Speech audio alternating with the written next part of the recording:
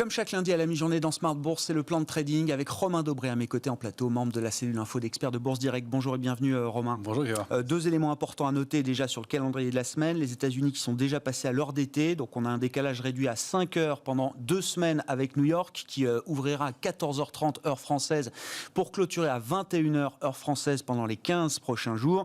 Et puis l'autre élément d'importance, c'est une semaine d'échéance, une échéance trimestrielle donc qui marquera la fin de ce premier trimestre boursier ce vendredi avec l'expiration de différents produits dérivés sur les marchés actions romains. Une fois qu'on a dit ça, le CAC est désormais au-delà des 6000 points, 6064 points au moment où on se parle.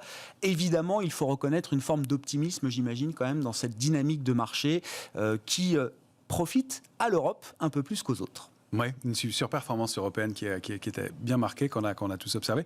Alors sur l'indice parisien, 6064, en fait, c'était une cible graphique qu'on avait évoquée il y a quelques temps, une figure de continuation haussière qu'on observa, et dont on a touché la cible ce vendredi, sur laquelle on a buté un peu, 6066,5 sur le futur CAC 40. Donc oui, l'optimisme qui est prudent et ce qui est tant mieux. On avait un peu d'incertitude il y a une dizaine de jours, avec un marché qui était un peu désorienté, des accélérations baissières, qui étaient repayées rapidement toujours, mais c'est pas très bon de marché de voir des oscillations aussi importantes. Et puis un marché qui s'est stabilisé, qui s'est calmé et qui a finalement confirmé cette structure de retournement haussière. Donc plutôt intéressant, plutôt solide. Ce qu'on peut dire du côté des marchés dérivés de la position ouverte, c'est que sur le futur CAC 40, le point de départ de l'accélération s'est fait sur fond de contre-pied. Une fois encore, les vendeurs avaient commencé à attaquer, beaucoup de contrats futurs ouverts à la baisse. Et puis en début de semaine dernière, contre-pied, mouvement de hausse et un peu d'intérêt qui s'est construit à partir du 9, 10, 11 mars sur le futur CAC 40. Alors un petit peu d'intérêt, c'est pas gigantesque. On a ouvert 5000 contrats futurs sur une position totale qui est à 235 000 contrats, entre 5830 et 6040 points. D'accord. Donc on a ouvert, il y a de l'intérêt dans la hausse, c'est plutôt signe de soutien, mais on pourrait considérer souvent ces mouvements se font avec un peu plus de soutien, c'est quand même du soutien aussi. Et puis ce qui est intéressant aussi, c'est qu'au niveau des options, dans le ratio de couverture, là où on s'inquiétait d'un niveau de complaisance, qui a donné un peu de volatilité d'ailleurs, on l'a vu, eh bien les investisseurs sont couverts dans la hausse du 11 mars, dans la journée de hausse du 11 mars, donc ils ont tout de suite sécurisé les gains, manifestement. Quand on a accéléré le 11 mars, il y a deux lignes importantes ouvertes sur du put 5875 et du put 5950, donc des niveaux à surveiller. Et il y a une très grosse ligne d'options sur le mois de mars, sur le put 6000, déjà. Donc il y a cette zone 5875-6000 qui sont des zones charnières à surveiller, puisqu'on arrive à cette semaine d'échéance des marchés dérivés, et qui va nécessairement... c'est quoi la zone à défendre là? C'est ce qu'il faut, si on se fixe un objectif pour la semaine et pour cette échéance trimestrielle, 5875-6000, c'est la zone à défendre sur le futur CAC 40. Forcément, puisque c'est autour de ce niveau-là que vont s'articuler les marchés, et donc en fonction du fait qu'on s'appuie dessus ou qu'on rompe la zone ou qu'on l'intègre, il va y avoir des accélérations nécessaires, pas pour des raisons techniques, puisque les hedgers, les arbitragistes vont devoir couvrir et équilibrer leur position avec des futurs ou en équilibrant sur d'autres positions d'options. Donc ça va être probablement une semaine un peu volatile, mais oui, pour l'instant, avec un peu de protection des portefeuilles, ce qui est un peu rassurant sur les niveaux actuels. Optimisme prudent, comment est-ce que ça se traduit techniquement sur les indices européens? Alors il faut déjà noter effectivement toujours la différence de calcul du CAC 40 qui fait qu'on regarde très souvent le CAC hors dividende. Regardons pour commencer peut-être le CAC 40 dividende inclus qui permet de le comparer notamment au DAX allemand. Il faut noter que cet indice-là, le CAC 40 Total Return, est revenu sur ses plus hauts historiques. Et on forme un nouveau plus haut historique encore ce matin sur l'indice CAC 40. Donc si on intègre effectivement comme le DAX les dividendes, voilà la configuration de l'indice CAC 40. Le même CAC 40 cash, c'est pas du futur, mais voilà, et donc il a des niveaux de plus de 16 000 actuellement, et on voit qu'il oscille de façon très propre au sein d'un canal aussi de long terme, et qu'on est allé quasiment toucher la borne haute ce matin. Donc c'est un niveau technique important. On sait que les indices majeurs ont atteint ou débordé, comme le S&P qui a largement débordé le haut de canal. Le Dow Jones l'a fait aussi, on en avait beaucoup parlé, 30 090 points autour duquel le Dow Jones a oscillé pendant plus d'un mois avant de réussir à le déborder. Il l'a fait aussi, je ne parle pas évidemment du Nasdaq, mais donc voilà, c'est un niveau clé, c'est un niveau charnière, et peut-être qu'il y a au moins une pause, ou en tout cas une accélération haussière à venir qui devient un peu limitée sur les indices, du fait qu'on atteint des niveaux clés, des niveaux majeurs, mais qui ont été débordés sur les autres indices, bien donc plutôt encore d'intérêt. Des sommets qui pourraient peut-être justifier une forme de pause sur les indices européens. Là, on regarde le CAC 40 dividende réinvesti, mais sur les autres grands indices européens, on retrouve là aussi ce genre de phénomène de résistance qui pourrait peut-être inciter à marquer une pause, Romain? Effectivement, mais qu'on a atteinte et qui vont probablement être débordés dans les semaines ou mois qui viennent. On le retrouve quoi? Donc sur l'Eurostoxx l'Eurostock 50. Sur l'Eurostock 50, que vous voyez ici, les cercles bleus montrent les points hauts. Ce sont des points importants, c'est 2014, 2015, 2019 évidemment, où on a buté et où la pandémie a entraîné le marché à la baisse. Et on y revient. Et on est très proche sur l'Eurostock, donc vous voyez que le niveau de 3865 va être charnière. Est-ce qu'on va aller se rappuyer sur 3616 avant, consolider un peu entre ces deux bornes-là? En tout cas, on y est. Et il y a un mois jour pour jour, on évoquait ces indices européens qui pouvaient surperformer. C'était le 12 février.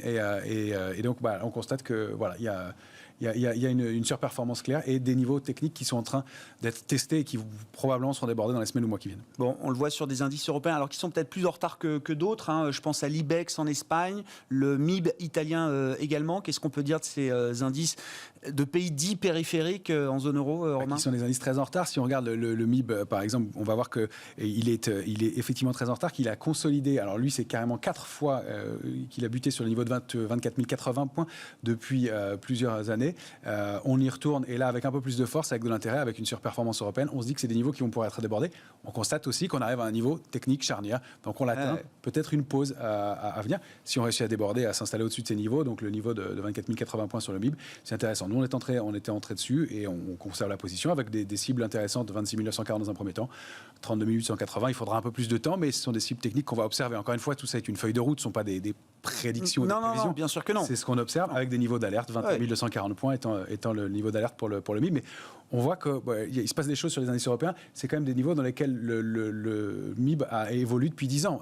Donc, il va falloir des éléments pour les déborder. Peut-être une prise d'élan, mais c'est signe d'intérêt possible à venir dans les jours qui viennent. Bon. Et c'est un peu la même chose sur l'IBEX. Ouais, l'IBEX espagnol, donc. Espagnol, l'indice espagnol. Lui, il a franchi un niveau. Alors, c'est de moins long terme aussi, mais les 8410, il est passé au-dessus. On voit qu'il y a cette oblique au noir qui est une ligne de tendance baissière de long terme qu'il va falloir déborder aussi. Mais on a franchi un niveau sur l'IBEX qui sous-performe. Donc, il y a manifestement de l'intérêt qui se développe sur des indices en retard en Europe. Ça donne du potentiel encore à venir sur les marchés européens, manifestement. Bon, on verra de quelle manière, effectivement, ces marchés européens peuvent se rendre un peu moins dépendants peut-être des marchés américains. Quand on regarde la partie américaine, évidemment, la question tourne autour du Nasdaq, qui a mis fin la semaine dernière à 3 semaines consécutives de performances hebdomadaires négatives. On a réussi à avoir une performance hebdomadaire positive sur le Nasdaq la semaine dernière. Est-ce que ça permet de, je sais pas, réconcilier un peu la situation, ou est-ce que l'indice Nasdaq reste dans une situation compliqué, sous pression, avec bien sûr la mécanique de remontée des taux longs aux États-Unis qui pénalise particulièrement cet indice? Alors, il y a une situation qui est effectivement de doute. Elle est technique, elle est assez brutale, assez rapide, on le voit. On avait déclenché une structure de retournement baissière en épaule tête épaule, dont on n'a pas atteint l'objectif baissier. Donc ça, c'est plutôt un signe de force, mais on avait quand même baissé assez fortement. On est repassé au-dessus de ce niveau charnière, la zone 12 760, qui va être vraiment le niveau d'alerte de court terme. 12 685, c'est cette zone, 12 685, 12 760. Tant qu'on est au-dessus, il y a plutôt un signal haussier positif. Et on a invalidé pour l'instant cette figure baissière, mais on voit des grandes mèches en bas de marché, donc de l'intérêt aux alentours de 12 210, mais un peu de reflux dès qu'on atteint des niveaux plus hauts. Tout se joue autour des 10 ans US, hein. Pour l'instant, c'est vraiment ça qui joue. C'est plutôt une situation de sérénité, puisqu'on a réussi à rebondir et à invalider le mouvement baissier. On s'achemine pour l'instant vers un grand trading range 12 210, 13 535 sur le Nasdaq, et il pourrait y avoir aussi une forme de pause, une forme de consolidation latérale qui se met en place pour l'instant. Bon, plus de 1,60, 1,63 sur le 10 ans US au moment où on se parle, avec la réunion de la Fed devant nous cette semaine. Si on zoome sur le CAC 40, le futur CAC qui se traite donc cette semaine encore, hein, le futur février, vous nous disiez la zone à défendre, c'est 5 875, 6 000 points. Voilà. On est plutôt dans le haut évidemment de cette borne. On est largement dans le haut. Ce qu'on constate, c'est qu'il y avait une figure en épaule, tête, épaule inversée de continuation, où j'ai marqué par des ETE que vous voyez entre les deux bandes bleues. Donc c'était selon la façon dont on veut le voir, soit un canal de consolidation, soit une figure de continuation haussière. Elle était un peu tordue, elle avait de petites épaules, on la mettait en doute, mais force est de constater qu'après 10-15 jours d'oscillation au-dessus de la ligne de coup, autour, donc au-dessus de 5 672 points, on a réussi à repartir et aller chercher la cible au point près. On voit que ce matin, on bute dessus, 6 066,5. C'est un marché qui reste extrêmement technique. Alors ça ne veut pas dire que le marché s'arrête là, on a toujours du potentiel de hausse. Après, c'est une cible minimale. Et donc on a des extensions qui sont intéressantes, 6 101. J'ai laissé beaucoup de points, puisque ça peut laisser des niveaux intraday pour ceux qui font du trading. Mais 6 101 est une cible importante, 6 138 est intermédiaire.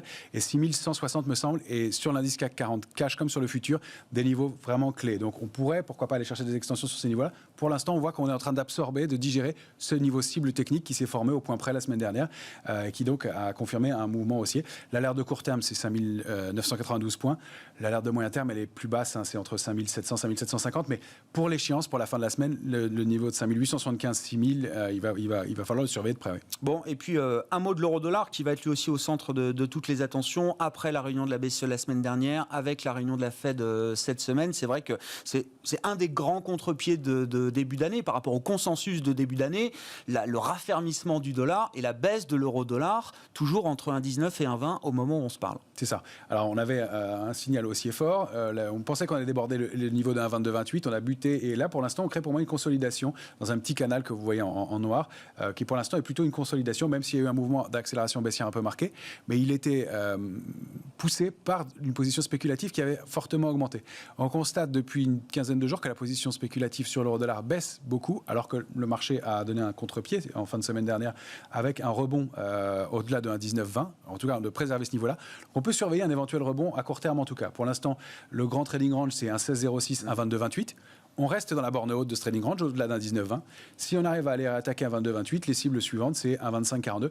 La grosse cible de moyen terme, je l'indique là, c'est pas pour tout de suite, mais un 29,71. Donc, pas d'alerte avant un 14,35, on voyait qu'on est loin, mais pour l'instant, un biais assez neutre entre ces deux bornes-là. Donc un marché à surveiller, mais sur lequel il pourrait y avoir un contre-pied à nouveau, en tout cas à court terme. Bon, et puis un petit mot pour finir de Danone. Alors là, c'est valeur spécifique qui fait l'actualité aujourd'hui, mais on en parlait déjà avec vous il y a plus d'une semaine.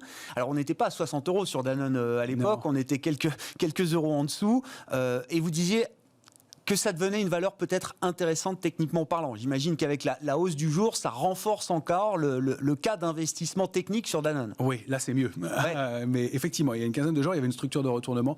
Alors on peut l'avoir comme un creux marqué ou une structure de retournement en épaule tête épaule inversée.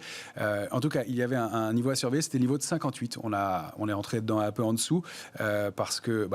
le ratio risque-rendement est toujours intéressant. On sait qu'on a un stop plus court si on intervient un peu avant la ligne de coup. On a franchi ce niveau de 58, ce qui était vraiment ça, je crois que c'est 57,90 précisément.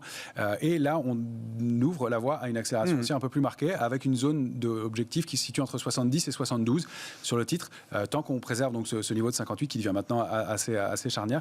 Mais voilà, un potentiel qui se développe et manifestement un marché qu'il avait un peu anticipé. Donc pas mal de choses à dire de ce côté-là et sur pas mal de valeurs qui donnent de l'intérêt en ce moment. On est rentré ce matin par exemple sur ADP, qui donne des potentiels de reprise aussi, qui sont des valeurs en retard intéressants. Marché technique, marché de stock picking également, hein, c'est un peu l'ambiance de début d'année qu'on vous décrit, avec des marchés européens qui s'en sortent au final plutôt bien. Aujourd'hui encore, le CAC évolue au-delà des 6000 points et Danone à plus de 60 € est en tête du CAC à mi-séance. Merci beaucoup Romain. Romain Daubry avec nous chaque lundi à la mi-journée pour le plan de trading avec Bourse Direct.